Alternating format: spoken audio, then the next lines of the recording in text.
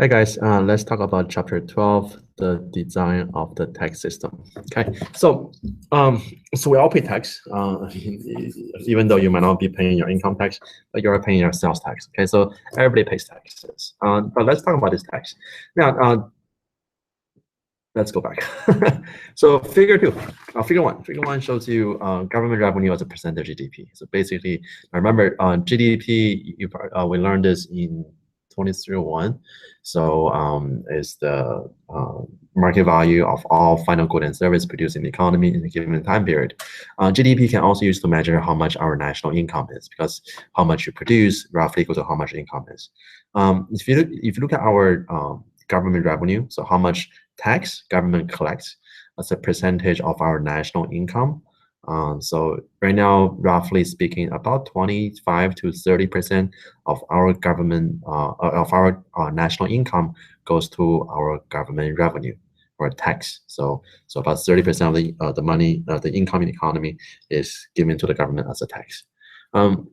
If you compare our tax paid, so how much our government collect the tax as a percentage of overall national income, to many of the other countries, our number is not that high. Especially Denmark. Look, Denmark, almost half of their national income is all going to tax. France is 45%, Sweden 43%, and then US really only 25%. So if you guys hear anytime that people are saying that in America we pay too much tax, but in reality, compared to most of the industrial countries, the tax in America is actually one of the lowest. Now, compared to poor country, of course, you're going to pay more.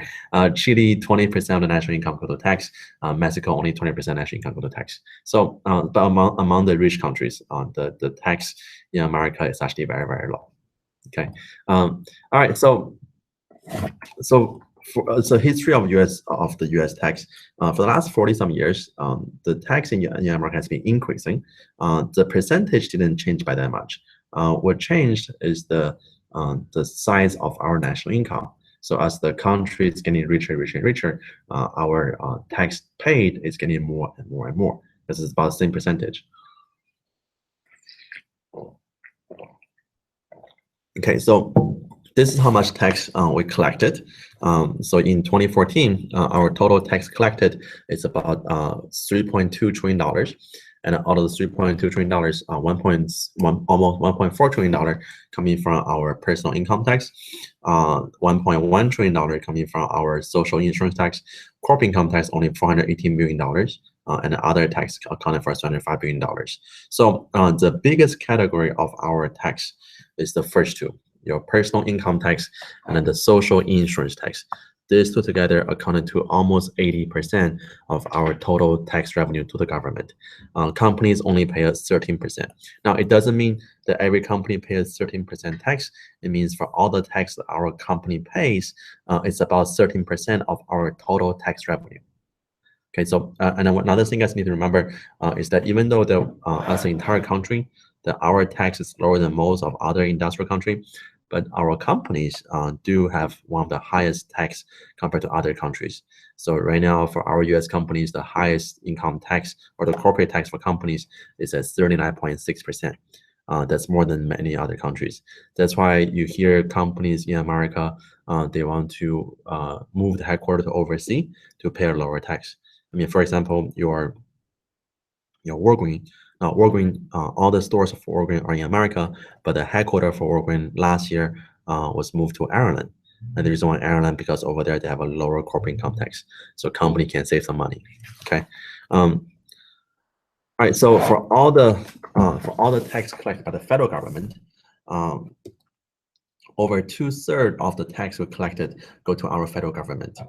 So in 2014, the total receipt, so total money collected is $3.3 trillion.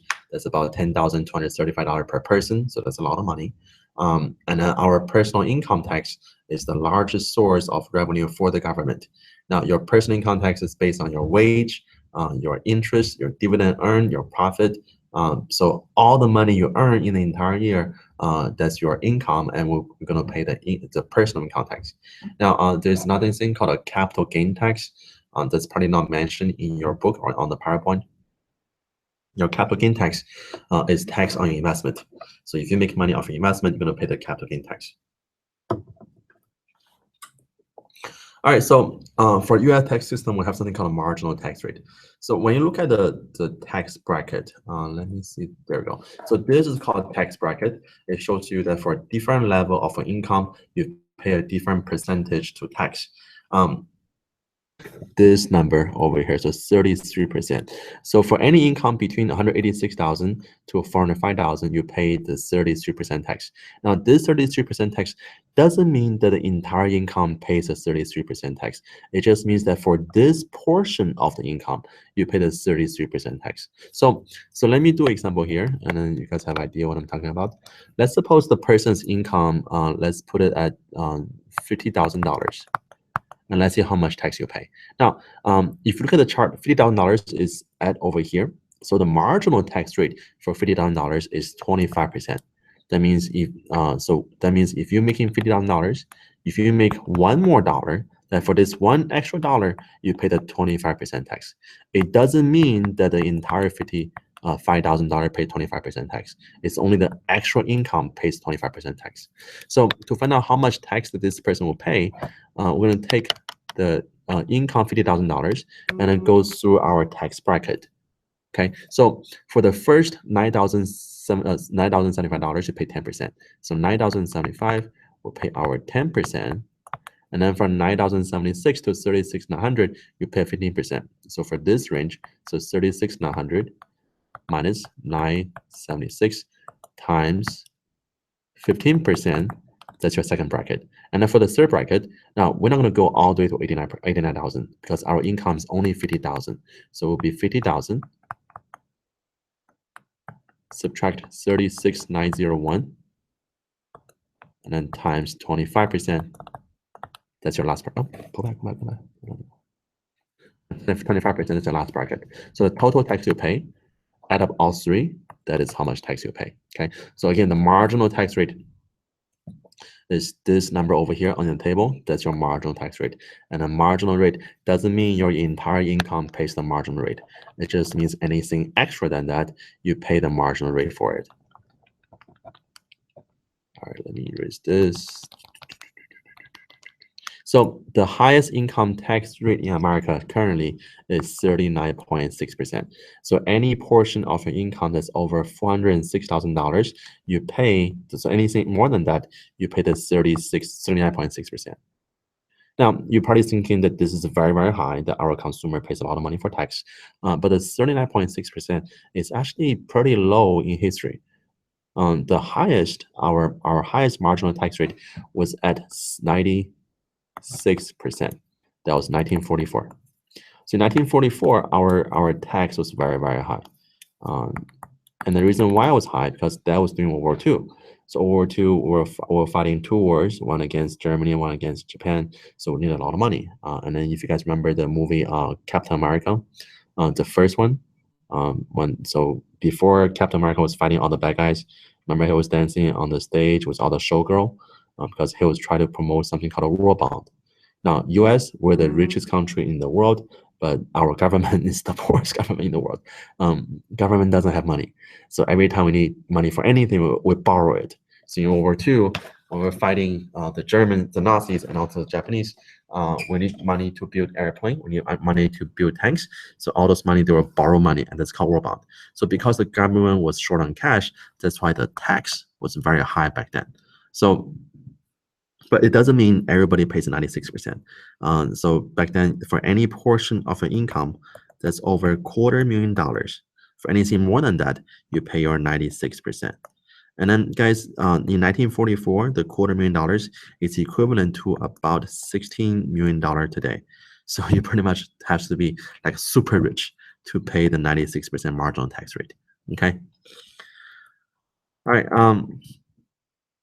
Corporate income tax is your tax on profit, and then many of the corporations, it depends on the different type of corporations. So you have the regular corporation, where Even for there are two type of corporation. I'm sorry, there are two type of corporation. One is called a C corp. One is called S corp. A C corp, that you have to pay your corp income tax accordingly. So 10%, 25%, 30%, whatever. But for C corporation, you have a double taxation. Now, this is what it means. So for a C corporation, when the company make a profit, the profit need to pay our corporate income tax first. So whatever the rate is, 0, 10, 15, 25%, 35%. Once you pay the corporate income tax, the money left over, once you give the money to the shareholders or the owner of the company, the shareholders must pay their own personal income tax. So 10, 20, 30, 40, 39.6%. So one same income is paid two tax. So corporate income tax and then personal income tax. That's called double taxation. Now, so that's your C corp. Now, S corp, you only pay your personal income tax. So S corp pays a smaller amount of money for tax, but for S corp, there are very strict requirement for S corp. So first, your corporation cannot have more than 500 shareholders. So it gotta be a small company, and also for corporations, every shareholder must be a legal resident. Okay. So foreign government, foreign companies, foreign individuals cannot be a shareholder of S corporation. S corporation shareholders must be real people. It must be residents of America. And then there's also two more. So the LLC, LLP, limited liability, those who pay your personal income tax. And also the last one's called super partnership. Super partnership is also paying your regular income tax, your personal income tax.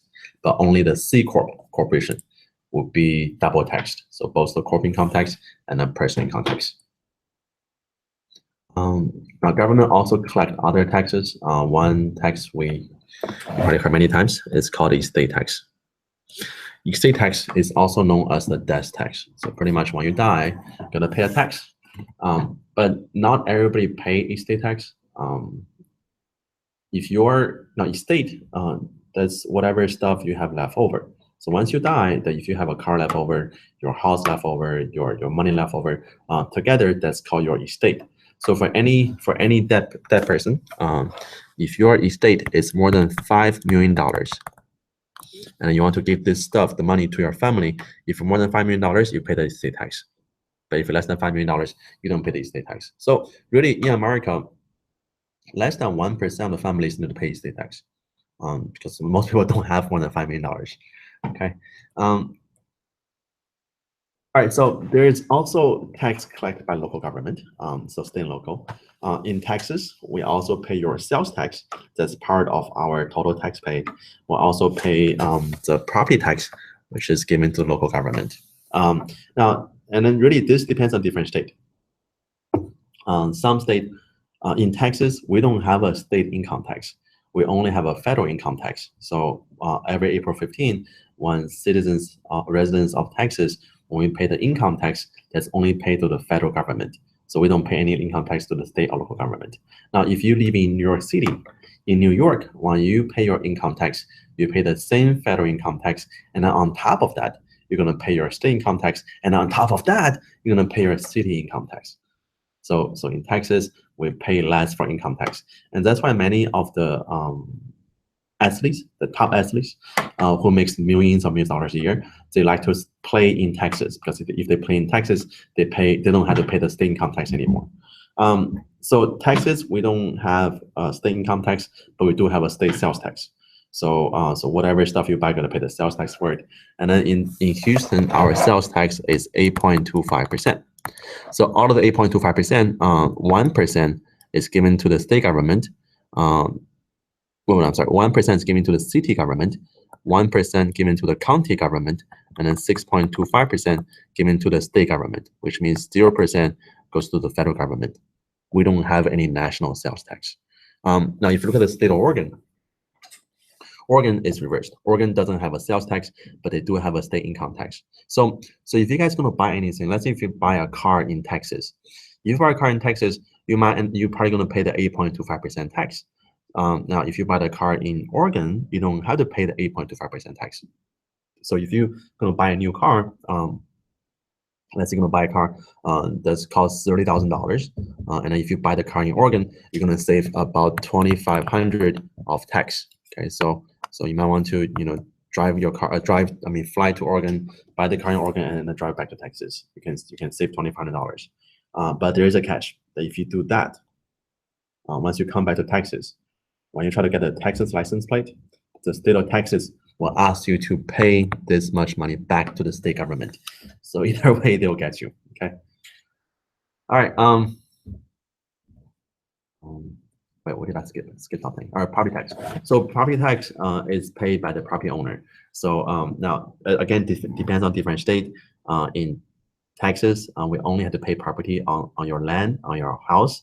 That's your property. But I have an uncle who live in Arkansas. In Arkansas, that for the car people own, they also need to pay a tax for it. So property tax is applied to the home and cars. Okay, but in Texas only for cars. Only for homes. All right. We talk about this. Should we talk about it? It's okay. You guys can figure this out. Just a simple table. Like this. Now the design of the tax system. So imagine if you're the government and you're going to impose a tax. What do you want the end result to be? Now remember we learned in chapter 8, right? So when you have a tax, tax will be creating that way loss in the economy. So tax is not good. But in certain cases, tax can be good. Especially chapter 10, we learned about externality. Then when you have a tax, you can move the market outcome toward a more socially desired outcome. So tax can be bad and good. So when you try to design a tax system, what you want to keep in mind is that try to have a very small deadweight loss, or try to minimize your deadweight loss, and also try to minimize your administrative burden. That means don't make it too difficult, because if people are spending too much time just try to pay the tax, that is very, very inefficient.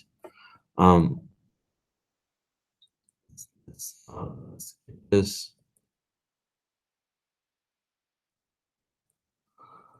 All right, so know the difference between your average tax rate and the marginal tax rate. So marginal tax rate is what I showed you before. The average tax rate, you're gonna take your total tax paid divided by the income. That's your average tax rate. The marginal tax rate, remember we looked at the table? Let me go back. Remember this table here? So doesn't mean the entire income pays that percentage. It just means the actual income pays that percentage. That is your marginal tax rate. Okay. So know the difference between the two. There will be questions on the quiz, on the test asking about it.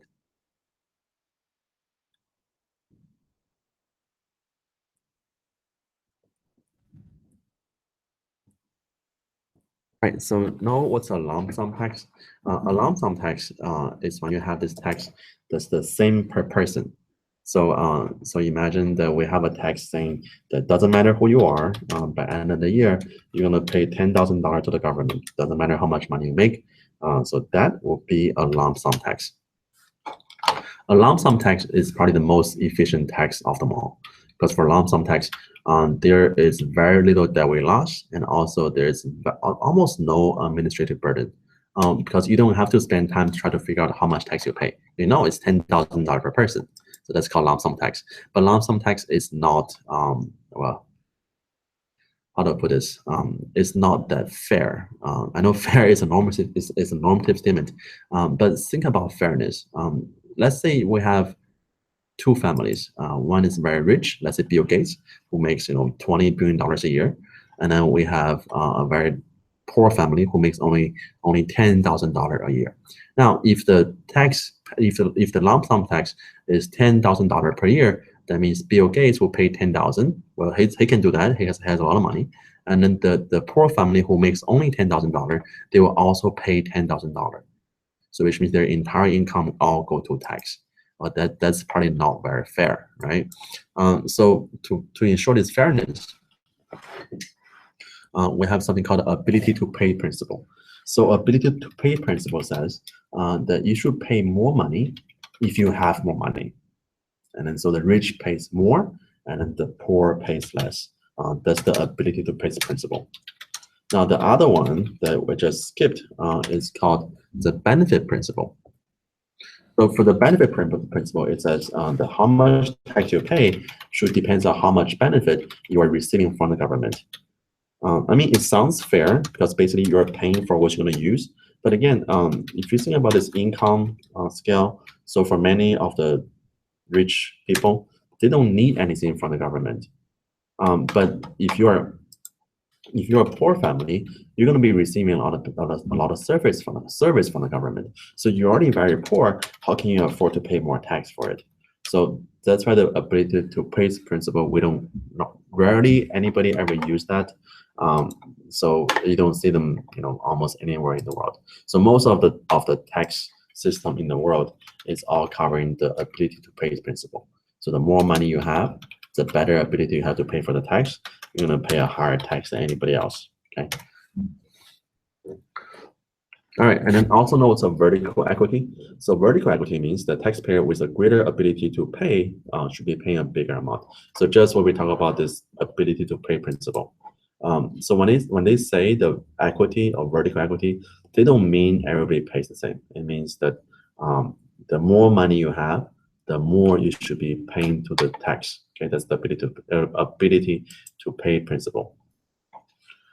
Okay. And so there are 3 different types of tax systems. There's a proportional, regressive, and progressive.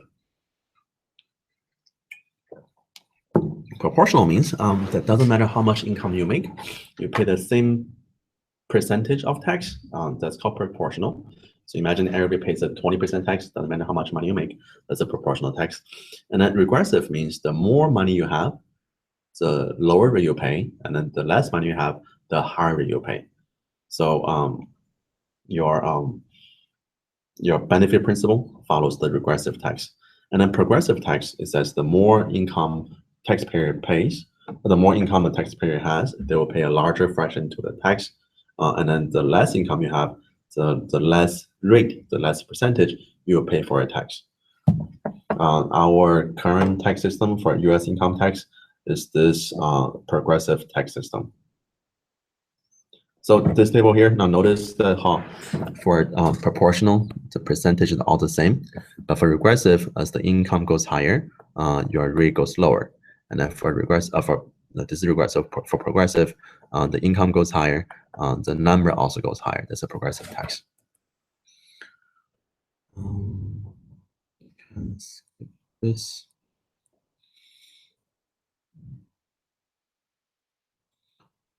Can skip this, you guys can just read this in the definitions. All right, so now what's a horizontal equity? So horizontal equity says taxpayer with similar ability to pay should pay the same amount. We don't have, well, because the design of our tax system, we don't have this perfect horizontal equity, because just because you make the same money doesn't mean you're going to pay the same tax. And especially this depends on the family structure. It depends on how many children you have. So we normally give a tax break to families. So the family pays a lower rate on tax. So so this is not a horizontal equity. Okay. I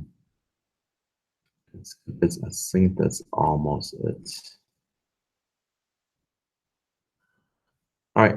Also know that between equity and efficiency, there's a trade-off, especially for tax system. If you try to be perfectly equal, you're gonna lose efficiency, and if you try to be 100% efficient, you're gonna lose equity. Okay, so between these two, there's a trade-off. Let's skip this. Not important. All right, so guys, that's it for this chapter. Have any question? Let me know. So it's not a hard chapter. You just need to be. So we're gonna see mostly definitions, and you're gonna see some questions regarding to how to calculate your tax. So have any question? Let me know. Okay, see you later. Bye bye.